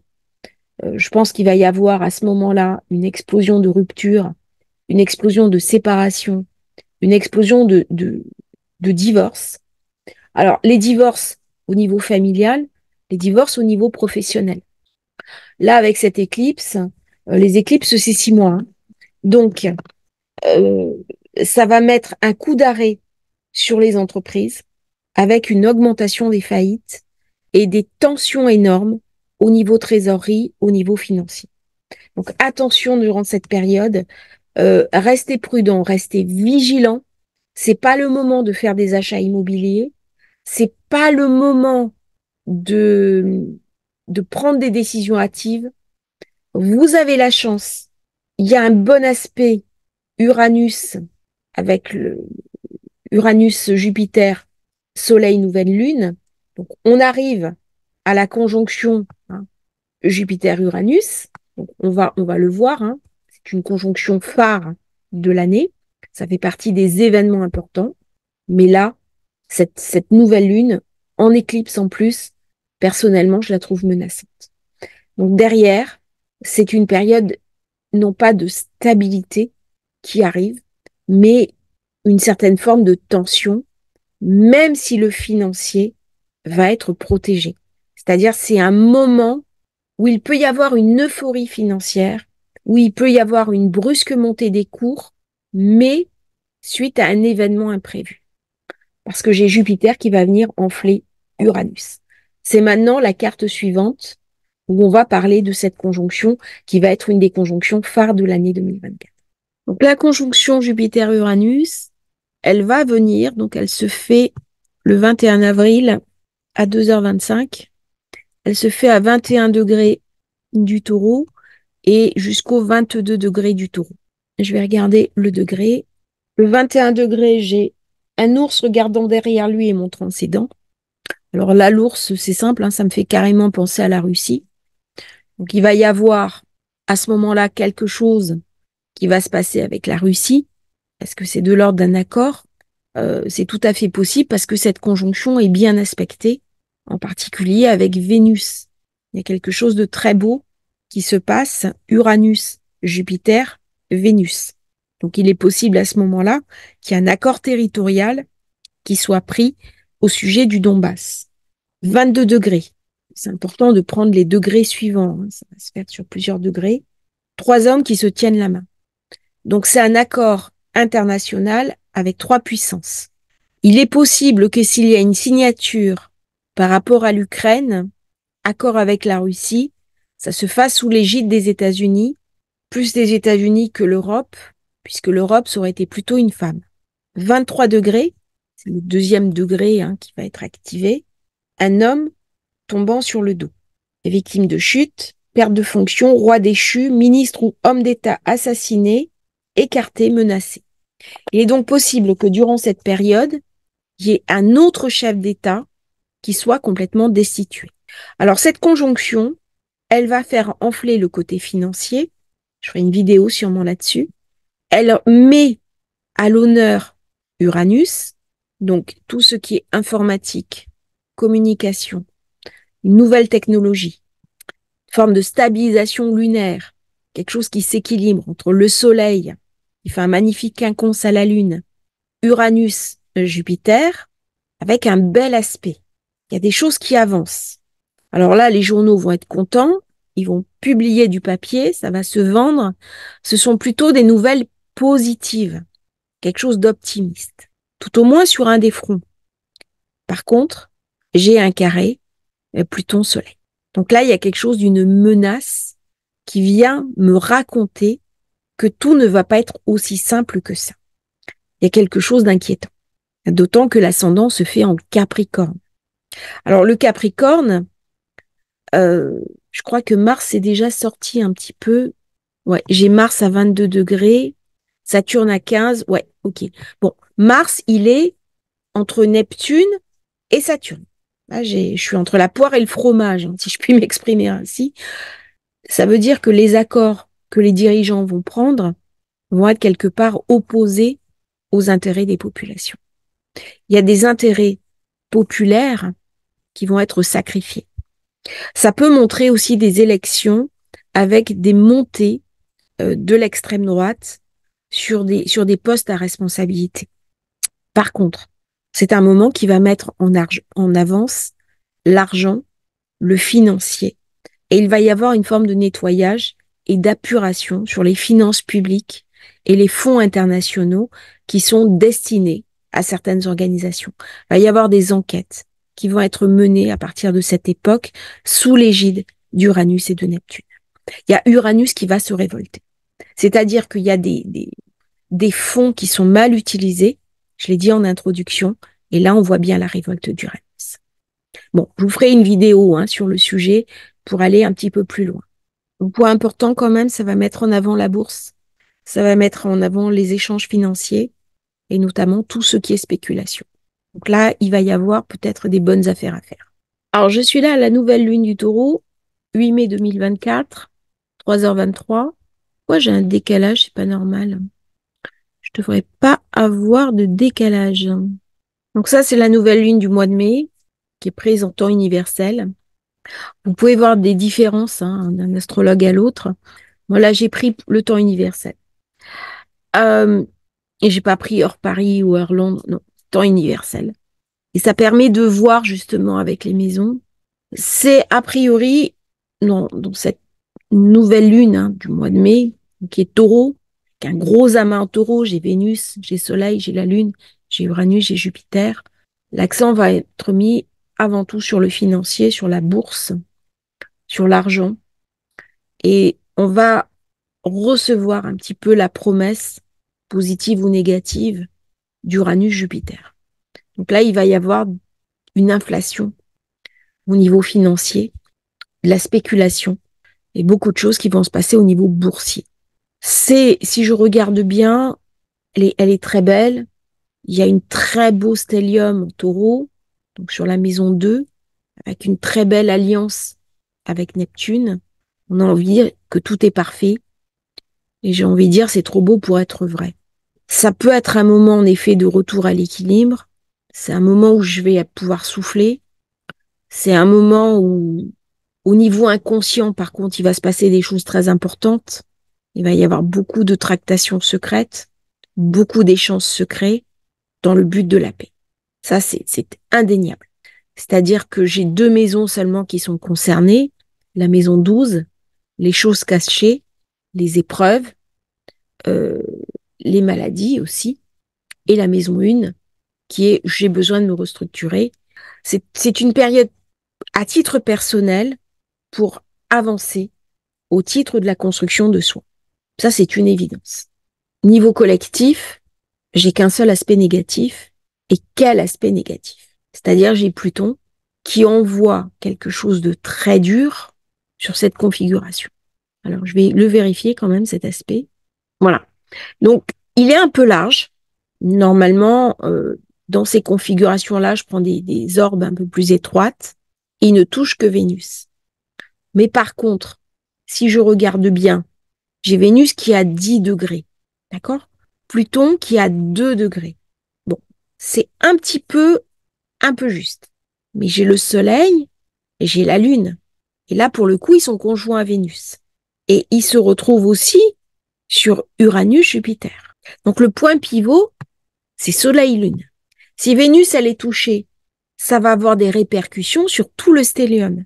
Donc même si au départ, il se passe un événement, je pense que ça ne va toucher qu'un secteur, et ben ça va venir contaminer tout le reste. C'est-à-dire que là, typiquement, on est dans une configuration jeu de domino. Donc au niveau des spéculations boursières, alors même que ça semble très positif. Je commence par Vénus, tout est bien, tout est merveilleux, tout est fantastique, mais à la fin, ça risque d'être beaucoup moins positif que ce qui m'est montré. Et Pluton est en Verseau, donc il vient taper sur Uranus. Uranus, qui est en chute, bien sûr, qui a 22 degrés, et Jupiter qui sera passé de l'autre côté. Sauf qu'à ce moment-là, Jupiter, il va venir taper sur une configuration qui est très particulière, qui est une étoile fixe qui s'appelle Algol. Algol va être marquante en 2024. C'est la pire configuration qui soit. Pour moi, c'est une nouvelle lune qui va réserver de mauvaises surprises au niveau bancaire, au niveau financier, au niveau de l'argent. Je pense que tout va bien se passer, mais j'ai une configuration qui fait que quelque part, il y a un énorme risque et je ne pense pas, alors même que je suis dans le taureau, c'est paisible le taureau, hein, c'est débonnaire, ça a envie de profiter de la vie, c'est un signe vénusien, les bons vins, bien manger, les arts, quelque chose de profondément vénusien, mais par la présence d'Algol, il y a quelque chose d'une menace. Et cette menace, elle commence sur Vénus et elle finit sur Jupiter, qui est conjoint à Algol. Donc, les jours qui vont suivre cette date, il va vraiment falloir surveiller vos investissements au niveau de la bourse, parce qu'il y a des envolées, des choses qui vont se passer et des choses qui peuvent être difficiles et douloureuses. Donc, soit ça va être douloureux parce que ça monte énormément et j'ai raté l'ascenseur, soit il va y avoir une chute que rien ne pouvait expliquer. Ça va vraiment être une période à surveiller comme le lait sur le feu. Alors, je vais rajouter un point. J'ai l'ascendant qui est en bélier entre le nœud nord et Chiron. Et lorsque des nouveaux équilibres se mettent en place, c'est souvent douloureux. Et en plus, j'aurai Mercure rétrograde à ce moment-là et Mars qui sera en maison 12. Donc là, je suis en temps universel. Eh bien, cette configuration-là, même si les aspects à l'extérieur sont positifs, si j'ai un aspect négatif ou une position difficile, alors même que je n'ai qu'un aspect négatif, eh bien, ça va le renforcer considérablement. C'est-à-dire que si j'ai plein d'aspects négatifs, c'est pas grave. Ça part dans tous les sens, mais bon, on a l'habitude, ça se répartit. Là, on est sur une concentration profonde de négativité. Donc, il y a quelque chose de phare qui va se passer à ce moment-là. Donc là, le 18, 19, 20 mai, attention, ce sont des jours qui présentent un risque. Euh, il peut y avoir ces jours-là, pas forcément en France, mais au niveau mondial, une forme d'attentat. Donc ça, c'est des jours où il faut être prudent. Même si on a un très beau trigone, il n'empêche que les configurations en présence, donc je le développerai un peu plus longuement dans une autre vidéo, quand on se sera rapproché, mais notez ces dates, c'est une date à retenir. Donc faites attention, comme j'ai dit, ça ne se passe pas forcément en France, mais il y a un risque de déflagration, ces 3 jours en particulier. Comme je dis, c'est pas parce qu'on annonce un risque qui va se réaliser. Malheureusement, quand j'avais annoncé la même chose, ça s'est réalisé en Israël. Là, ça ne sera pas en Israël, je pense, mais je n'en ai pas la confirmation. Il faut que je travaille un peu plus cette carte. Néanmoins, c'est des jours dont je voulais vous parler. Et s'il y a une attaque, ça va être en lien, bien sûr, avec la Lune opposée à Neptune, hein, c'est-à-dire une idéologie. Et une idéologie, voilà. Donc là, ici, j'ai quelque chose de très dur qui m'apporte la réponse. D'autant que Neptune se trouve à 29 degrés 23 du Poisson et que lorsqu'une planète arrive sur le degré Anareth, eh bien, elle se renforce et elle devient dangereuse. Donc, nous allons devoir compter en 2024 avec le fait que Neptune devient aussi Anareth. Donc, il va y avoir un renforcement des idéologies et en particulier des idéologies extrémistes. Alors, dans la nouvelle lune du 6 juin, vous voyez encore comme c'est spécialisé. C'est une nouvelle lune qui est complètement sous l'égide de Mercure, avec Mercure en Gémeaux, bien sûr. Une nouvelle lune qui se fait en Gémeaux, carré à Saturne. Donc, ça va me parler de blocage, ça va me parler de limites, ça va me parler de difficultés à mettre en place ce que j'ai envie au niveau de la parole, au niveau des échanges internationaux, au niveau des accords. On est dans la maison 9, qui est la maison des institutions internationales, des pays étrangers, de l'étranger. Et il y a une inversion parce que normalement c'est le Sagittaire. Et là, je suis dans le signe opposé qui est le Gémeaux avec un ascendant Vierge. La communication entre les États ne passe pas. Il y a une difficulté des démocraties à communiquer avec les États rigides. Je pense notamment à la Russie, la Chine. Ça va se traduire par quoi? Ça va se traduire par une forme de crise diplomatique. On a Jupiter qui vient passer dans le Gémeaux. Le Gémeaux, c'est la gouvernance Amérique. Alors, les États-Unis sont Cancer, bien entendu, mais par contre, ils ont Uranus qui est en Gémeaux. Jupiter s'est gonflé de la puissance d'Uranus après cette conjonction en Taureau, et maintenant, il passe sur Uranus des États-Unis. Et forcément, il y a quelque chose qui va se passer au niveau des États-Unis. Il y a quelque chose des échanges internationaux qui ne vont pas être faciles par ce carré Saturne, Lune, Soleil.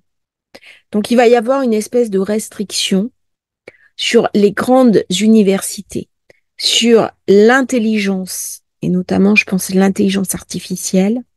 Sur certains ont parlé des GAFAM, c'est-à-dire que tout ce qui est communication moderne va maintenant devoir être contrôlé. Mais je pense que ça va au-delà de ça. Ça va mettre en avant des pays comme l'Égypte, la Belgique, qui vont vivre quelque chose d'une espèce de balance assez difficile. Et en plus, je suis dans une configuration Pluton carré à Mars. Donc une situation qui est explosive. Et là, on vient me parler de tensions internationales, on vient me parler d'accords qui, à mon avis, vont être rompus dans cette période et qui vont donner des conséquences pour l'avenir. Alors, est-ce que ce sont des accords rompus ou est-ce que ce sont des accords qui sont conclus dans de mauvaises conditions et qui vont avoir des répercussions sur mon quotidien? Eh bien, la question reste posée. Mais là, il y a quelque chose d'inquiétant.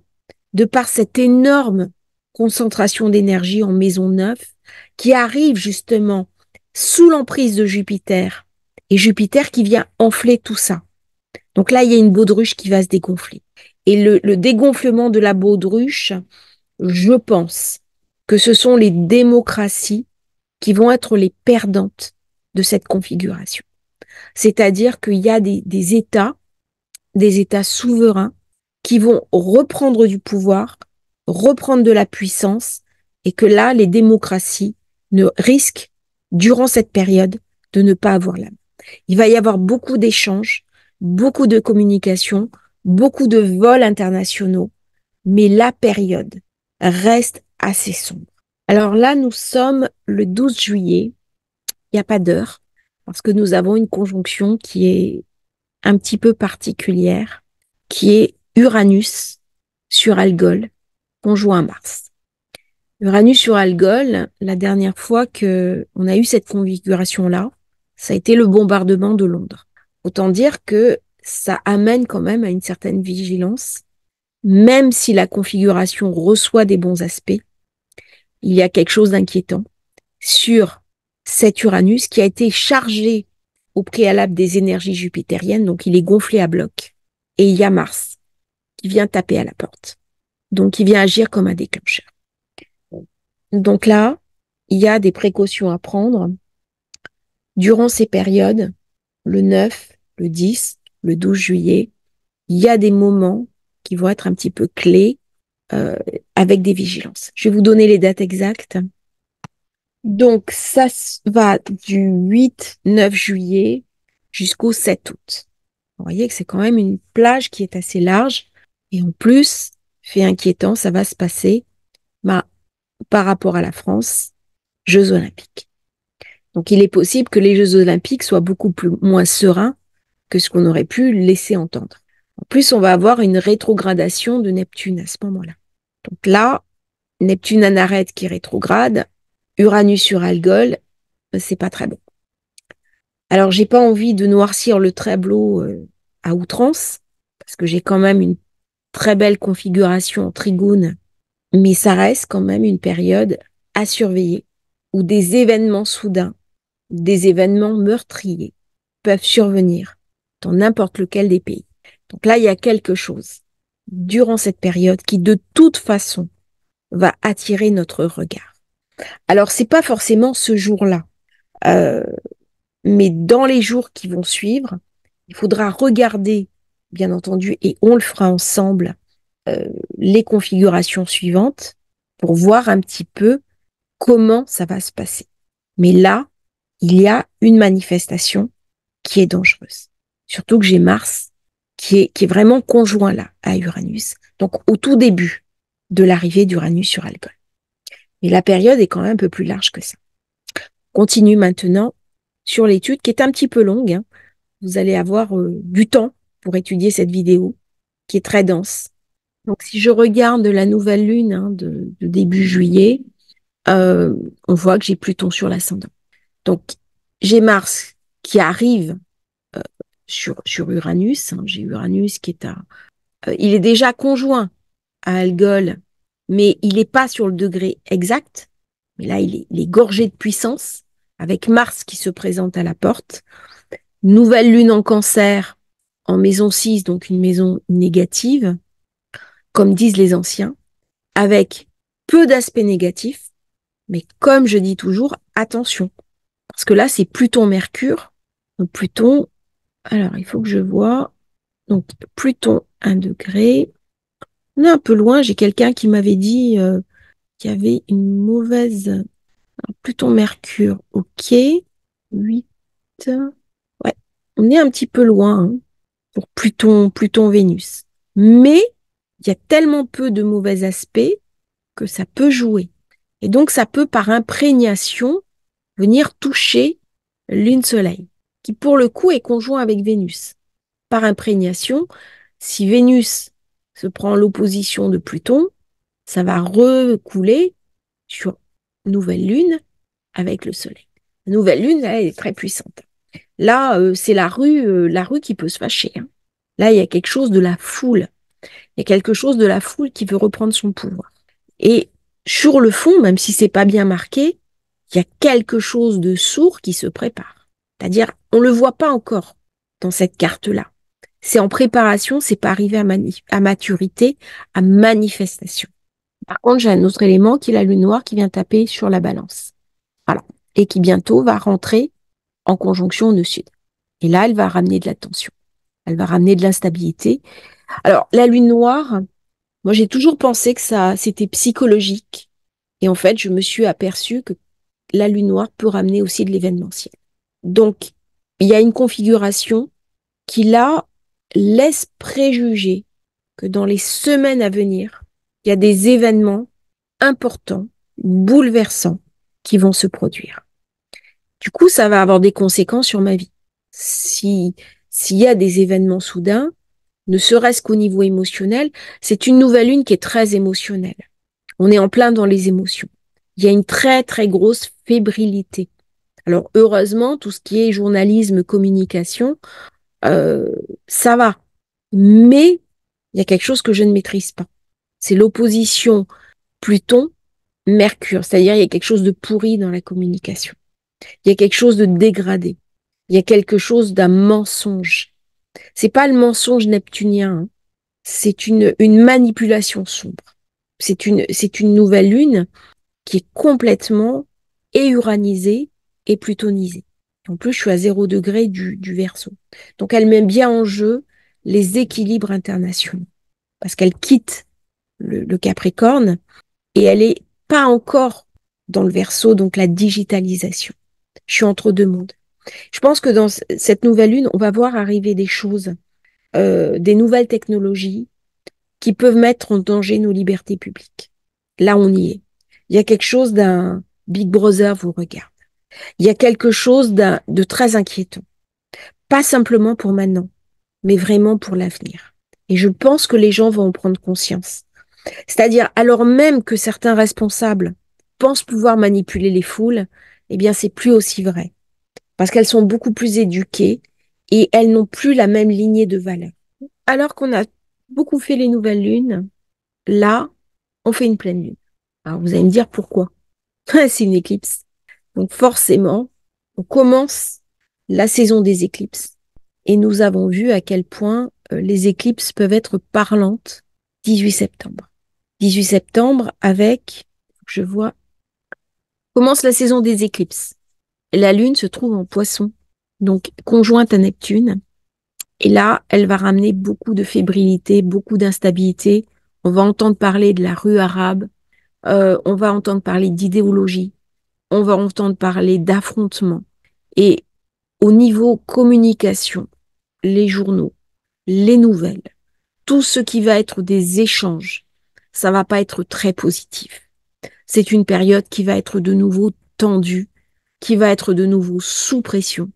Même si Vénus est en balance et qu'elle veut absolument ramener un équilibre, eh ben, elle est quand même carrée à Pluton. Ce qui fait que là, il y a une forme d'instabilité émotionnelle très forte, d'autant que l'ascendant se trouve en Lion. Donc, il y a quelque chose du feu, il y a quelque chose qui se déverse et il y a quelque chose qui est hors de contrôle. Donc là, on est vraiment sur quelque chose qui est assez dur, quelque chose qui est difficile, quelque chose qui va être dur à passer. Euh, Même si j'ai un bel équilibre Pluton, Lune, Uranus, que Uranus est bien aspecté, mais je travaille pour l'avenir. Sur le moment, c'est un passage difficile. Alors, j'ai la possibilité de transcender cette éclipse par Vénus, qui est quinconce à Neptune. Là, elle me ramène des belles choses. Mais je pense qu'on est au nœud nord dans le bélier, avec un amas en maison 8 qui est quand même très fort. J'ai la lune qui est entre Saturne et Neptune. Elle est bloquée dans ses émotions. C'est-à-dire, elle reçoit trop d'influx émotionnels. Il y a trop de choses qui se passent et il y a un déséquilibre profond avec tous ces carrés que reçoit Jupiter. Donc, il y a quelque chose qui est profondément déstabilisé, déstabilisant, d'autant que j'ai un carré avec Mars, ce qui veut dire des attaques, peut-être l'ouverture d'un nouveau front, mais en attendant, on est très loin de l'idée de la guerre, de la paix, pardon. Parce que là, c'est des configurations de nouveau qui sont très guerrières. Mars, Mars en cancer, c'est ce que j'avais dit, hein. Quand il est faible quelque part, il devient dangereux. Eh bien, Mars en cancer, c'est souvent un belliqueux. On intervient sur des opérations étrangères. On se mobilise et il y a des nouveaux fronts qui s'ouvrent. Donc, ça va être une période avec de l'instabilité, avec des choses difficiles à passer, avec, j'ai envie de dire, des larmes. Hein. C'est vraiment pas un moment facile.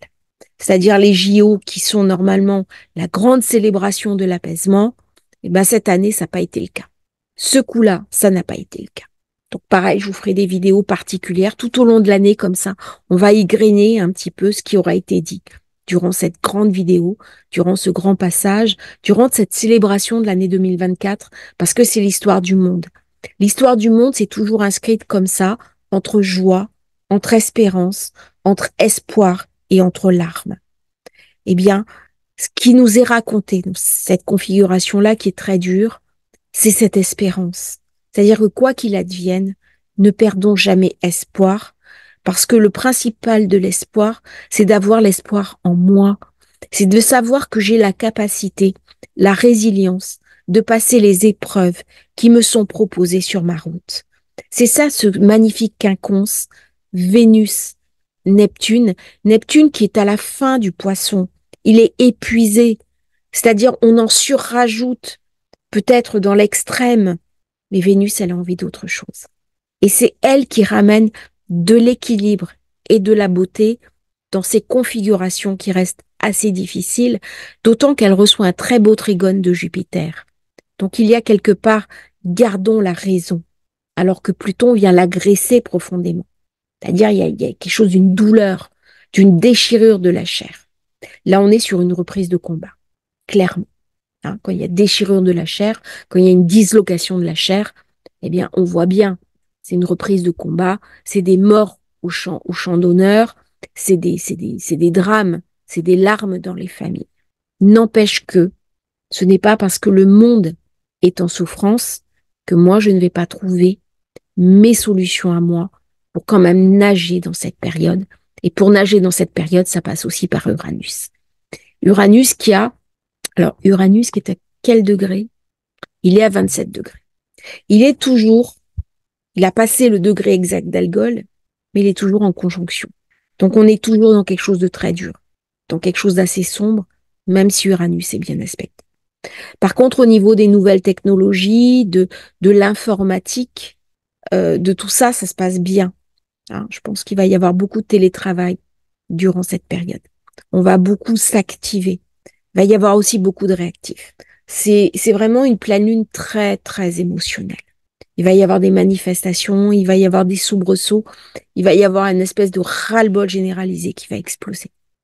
Et Mars carré à la lune. Donc la foule est en colère. La foule, il y a une colère profonde qui anime la foule. Là, on est dans quelque chose qui est très dur. On va passer maintenant à l'éclipse suivante. Alors, 2 octobre, on a vu que la rentrée allait être sous pression, sous tension. Rentrée difficile, hein, manifestation, crise politique. 2 octobre, voilà, il y a beaucoup de tensions aussi, hein, du point de vue de Mars, voire même des crises d'autorité, d'autoritarisme. À voir si ce carré Mars, Soleil, Lune, Mercure m'inquiète un petit peu. Un état fort, un état presque qui met une chape de plomb, hein, sur son peuple, avec Jupiter qui est très mal aspecté par rapport à Saturne, par rapport à Neptune, il vient enfler quelque part la menace, hein, toujours. En deux, pas génial sur les finances publiques, sur mes finances à moi, euh, problème d'argent, mais c'est surtout ce Mars qui domine toujours, hein, comment dirais-je, le nœud nord, Chiron, et qui est là intercepté. Ça veut dire que ça renforce l'axe bélier-balance. On est toujours dans un conflit. On s'en sort pas. On voudrait s'en sortir, mais j'ai même envie de dire que là, ça a pris de l'ampleur. Ça a augmenté en intensité parce que je me retrouve confrontée au passé avec le nœud nord qui est à 6 degrés et la nouvelle lune qui se passe à 10 degrés, donc en conjonction. Donc là, il y a quelque chose qui vient me ramener en arrière, qui vient me tirer derrière moi, avec Vénus qui se trouve en Scorpion, donc qui est sous l'égide de Mars, Mars qui est en chute, donc il est faible et ça le rend dangereux, carré avec la Lune, donc ça donne quelque chose, c'est des populations qui sont attaquées. Ce sont des populations, en plus c'est en maison dramatique, la maison 6, c'est-à-dire chez les anciens astrologues, c'était une maison très maléfique. Alors, attention, ça ne veut pas dire que dans votre thème de naissance, une maison maléfique. Mais dès qu'on fait du prédictif, eh bien, il faut quand même reprendre un petit peu les anciens archétypes qu'utilisaient les astrologues qui nous ont précédés. Et donc, quand j'ai quelque chose qui se passe en maison 6, c'est pas très joyeux, c'est pas très réjouissant. Là, j'ai le quotidien qui est touché. Donc, je suis sur une configuration qui est guerrière, qui est difficile à vivre, même si je vais essayer de trouver une transcendance, un équilibre de vie avec Saturne. C'est-à-dire, il y a quelque part cette idée de nation. Il y a cette idée de j'ai besoin de retrouver un sens avec l'équilibre avec Jupiter. Donc ça, c'est protecteur. Sur le fond, moi, je ne suis pas fondamentalement touchée, mais il y a un contexte qui va poser un énorme problème. Et en plus, on est sur une éclipse. Ça veut dire que derrière, il y a des déclenchements d'événements. Ça revient à toucher aussi ce qui s'est passé, le dernier passage de Mars au nœud sud. Et oui, et là, c'est Mars qui l'emporte. Mars avec son côté belliqueux. Je ne veux rien céder. Quand j'ai Jupiter carré à Saturne, on ne cède rien. Donc il y a une espèce de clivage entre la population, parce que le quinconce, il est magnifique, mais au départ, il va jouer comme un carré. Il y a un clivage complet entre la population, ce que veut le peuple, ce que veulent les gens, et les décisions des instances internationales gouvernementales, avec un risque de mainmise du politique sur la vie publique. Est-ce que dans cette période-là, il peut y avoir déclenchement, par exemple, d'un état d'urgence? Je vais y réfléchir, je vous donnerai la réponse dans la vidéo sur la France. Mais c'est pas exclu dans ce genre de configuration. J'ai Uranus qui est en maison 1 et j'ai Pluton qui est en maison 10. Pluton en 10, c'est des régimes forts, puissants. Je contrôle, je suis dans l'hyper-contrôle. Donc cette nouvelle lune, elle va avoir des conséquences pour les 6 mois qui viennent. Il va falloir rester attaché à ça. Alors là, on est dans la nouvelle lune de novembre et on voit que c'est quand même assez chargé. Ça met toujours en place les configurations étrangères, les organisations internationales qui vont vivre, je pense, durant l'année 2024, une refonte et une crise majeure.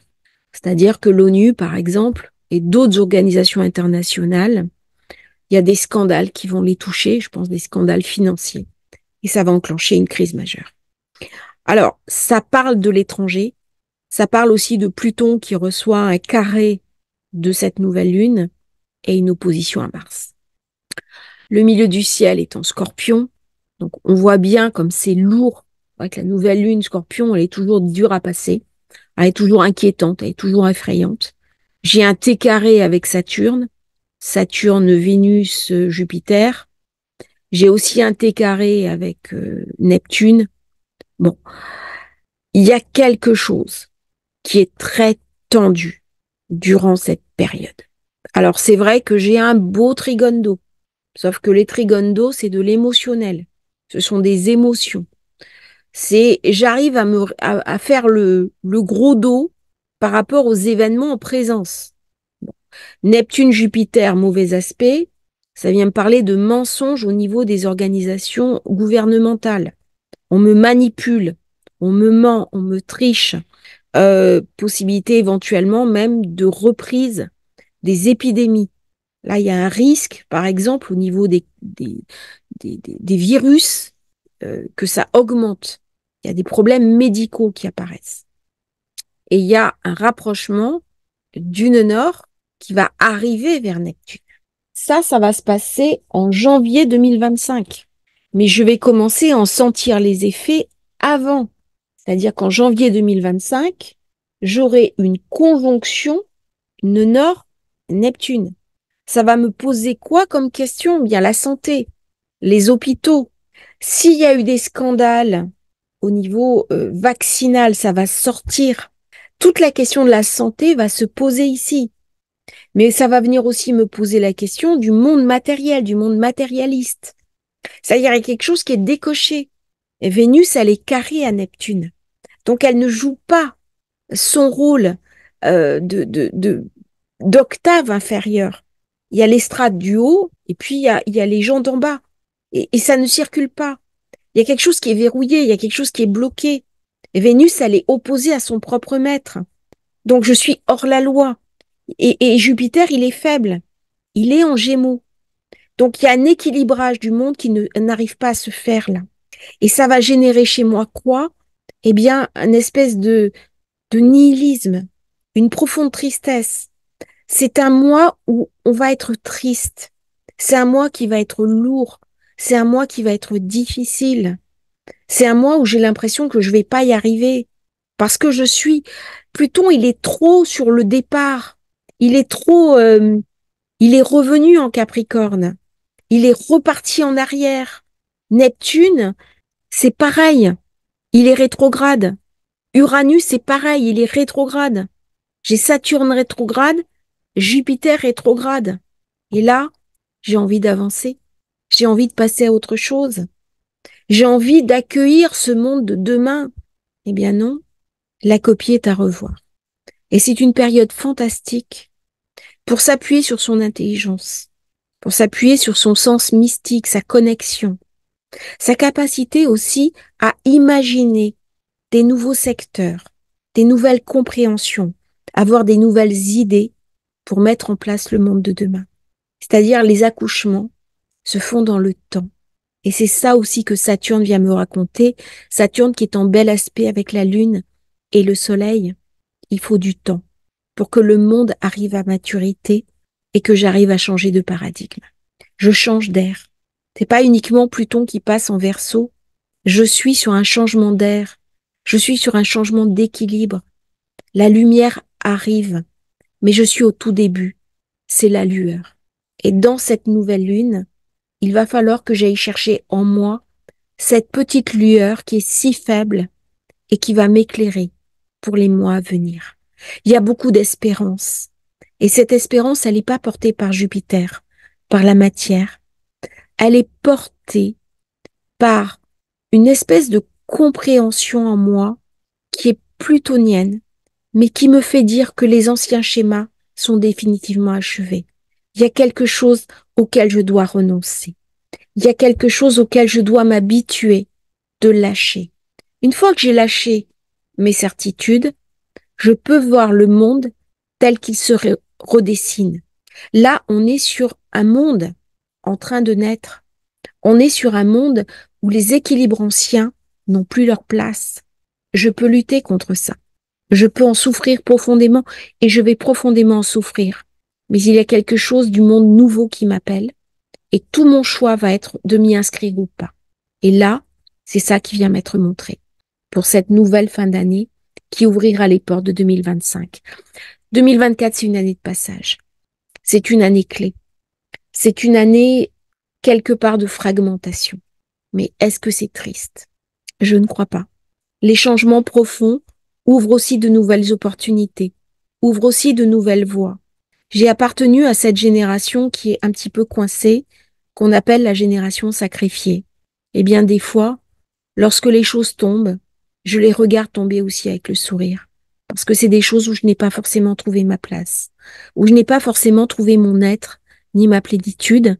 Et donc, dans un nouveau monde en train d'émerger, j'ai l'espérance d'y trouver une autre place et une place qui sera la mienne. Et je peux tirer des enseignements du passé, c'était la carte d'avant, une force, une puissance qui va me projeter en avant. Et ce qui me projette en avant, c'est Mars. Et Mars, il est sur la fin du Cancer. Il est toujours faible, mais il porte une énergie qui, de toute façon, est toujours dangereuse. Le monde là, il est en piteux état. Mais la question à me raconter, à titre personnel, c'est comment moi je vais nager dans ce monde qui est devenu très dangereux, très instable et très inquiétant. Eh bien, c'est ce que nous allons voir maintenant, au final, de cette vidéo qui aura été très longue, très dense et très chargée en informations. Alors, j'aurais voulu, pour finir la fin de l'année, finir sur une touche un peu sympa. C'est une année 2024 qui va un petit peu nous épuiser, il va y avoir pas mal d'événements, pas mal de tensions. Je vais la faire au niveau international, je vais la faire aussi au niveau français. Je pense que ça peut ramener aussi des informations parce qu'on en a besoin. Décembre, va y avoir 2 nouvelles lunes. Ça va être une période très active, plus que d'habitude. Normalement, mois de décembre, on prépare les fêtes. C'est une période conviviale, c'est une période agréable. Là, il y a des événements extérieurs surprenants, hein. C'est Uranus qui est en maison 9, qui va ramener beaucoup d'activités au plan personnel et au plan individuel. Donc, 1er décembre, ça va pas être de tout repos avec ce T carré entre Saturne, Mercure, Jupiter. Il y a quelque chose qui décidément ne sera pas passé. Donc, il va y avoir des rééquilibrages au niveau global de l'ordre de Jupiter. Donc, j'avais dit que ça concernait beaucoup les États-Unis, hein. Donc là, il y a vraiment des tensions au niveau États-Unis qui vont se répercuter sur le monde. À titre personnel, j'ai un bon aspect Lune-Mars. Bon, ça se calme un petit peu, hein, sur les fronts. Visiblement, là, ça se calme un petit peu. Mais d'un autre côté, par contre, les États, ils sont de plus en plus forts et de plus en plus autoritaires. Donc là, il y a quelque chose d'une tension sociétale qui est présente. Quelque chose, alors même que je suis aux périodes de fin d'année, hein. On n'est pas du tout dans quelque chose de ludique. Et dans la configuration suivante, c'est pareil, hein. Donc là, c'est la carte du 30 décembre. C'est pas si réjouissant que ça. Donc il y a une espèce de montée en tension toute l'année. Et à partir de septembre, on sent qu'il y a vraiment un blocage, quelque chose de très dur qui se met en place, en sachant quand même de manière positive que j'ai un très bel aspect Soleil-Lune, Saturne. Donc là, ça vient me stabiliser quelque chose. Ça vient m'apporter quelque chose de très bénéfique.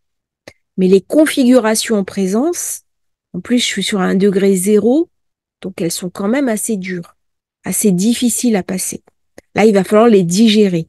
Il y a beaucoup de feu et j'arrive à l'approche de la conjonction Neptune-Nord. C'est-à-dire, ça va venir me raconter euh, la foi, l'idéal, mais aussi le risque d'intégrisme. Par contre, j'ai un très bel aspect avec Pluton. Donc, ça devrait se calmer un petit peu au niveau du Moyen-Orient. On a l'impression que là, c'est d'autres tensions qui se sont mises en place. Il y a quelque chose, un équilibre qui est tendu, hein. Il y a quelque chose c'est un élastique. Là, l'élastique, je suis en train de me le prendre dans la figure, hein. Parce qu'avec Uranus-Vénus, qui en plus, alors chacun est dans son mètre et ça tire chacun de son côté, on est sur les équilibres internationaux. Là, ça ne matche pas, hein. Là, il y a un fait déclencheur qui fait que de toute façon, les configurations en présence sont très dures. Donc, je pense qu'il va y avoir encore autre chose qui va venir se rajouter à la situation actuelle. Et j'ai une petite idée de ce que ça peut être. Mais ça, il va falloir que je le travaille, hein. Et en plus, j'ai Jupiter qui est en Gémeaux. Donc, il n'est pas bien du tout dans cette zone, hein. Il n'est pas chez lui et il est carré à Saturne qui est en Poisson, qui est le signe d'exaltation de Jupiter, opposé à Mercure. Donc, il n'y a personne qui a sa place, en fait. Et ça crée beaucoup, beaucoup de tensions, beaucoup d'instabilité. C'est-à-dire, j'ai la Lune qui est pas bien placée dans le Capricorne, j'ai Mercure qui est pas bien placé dans le Capricorne, j'ai Jupiter qui est pas à sa place, Uranus qui est pas à sa place. Voilà. Lune, Mercure exil, Jupiter exil, Uranus chute. Qui j'ai en domicile? Neptune. L'idéal, l'éthique. Bah là, j'ai pas assez pour créer un équilibre. Ah, c'est pas possible. Là, je suis sur une situation totalement déséquilibrée. Comment est-ce que je vais arriver à rétablir l'équilibre? Eh ben, ça va être tout le secret de 2025, où il y aura une conjonction Nord-Neptune ici, Pluton, pardon, qui va se stabiliser dans le Verseau, hein, et puis petit à petit, Neptune qui va passer de l'autre côté. Pour finir, sur 2024, je vais arrêter le partage, c'est une année qui va mettre à rude épreuve nos émotions, qui va nous demander de beaucoup travailler sur nous, de prendre beaucoup de recul, d'avoir une certaine dose de philosophie, de garder le cap, de rester optimiste, quoi qu'il arrive, de garder l'enthousiasme, de garder ce qui nous caractérise, qui va miser aussi sur l'adaptabilité, sur les nouvelles technologies. Je vous invite vraiment à prendre en main les nouvelles techniques, à, à vous remettre en question à ce niveau-là, même si ça peut sembler difficile, allez-y, ça va vous aider pour les années qui viennent. C'est une année qui va être riche en événements, qui va être intense, qui va être intéressante, pour pas dire passionnante, même si elle est difficile, parce que on va être sollicité à l'intérieur de nous-mêmes. C'est une année qui va être riche en changements, en opportunités, et nous allons avoir tous beaucoup d'opportunités à saisir. Donc, même si les configurations présentes sont dures, ce n'est pas parce que les configurations sont dures que moi, je ne vais pas nager comme un poisson dans l'eau avec ces configurations-là. Donc, autorisez-vous à réussir, autorisez-vous à prendre votre place, regardez ce qui se passe dans votre thème de naissance. Vous allez recevoir toutes les informations au fur et à mesure. La chaîne gagne en importance. N'hésitez pas à la faire connaître. N'hésitez pas à faire de la publicité, à, à, à partager les vidéos sur les réseaux sociaux. Ça nous aide, ça nous accompagne. Et pendant toute cette année, de toute façon, de nombreuses informations vont vous être communiquées afin de vous aider à passer le cap et surtout à aller vers votre réussite, votre enthousiasme, le bien-être, même si les configurations en présence sont un petit peu difficiles. Après, il faut voir au cas par cas, signe par signe et en fonction de votre thème de naissance. Je vous remercie d'avoir suivi cette vidéo qui était très longue, très particulière. Je vous souhaite une merveilleuse année 2024. Tous mes vœux, tous les vœux par astrologie facile. Je vous remercie pour votre soutien. Je suis un peu émue là. C'est une belle année partagée avec vous qui a vu la naissance de cette chaîne. Merci à tous. À bientôt pour la commande de votre thème. À bientôt sur Astrologie Facile.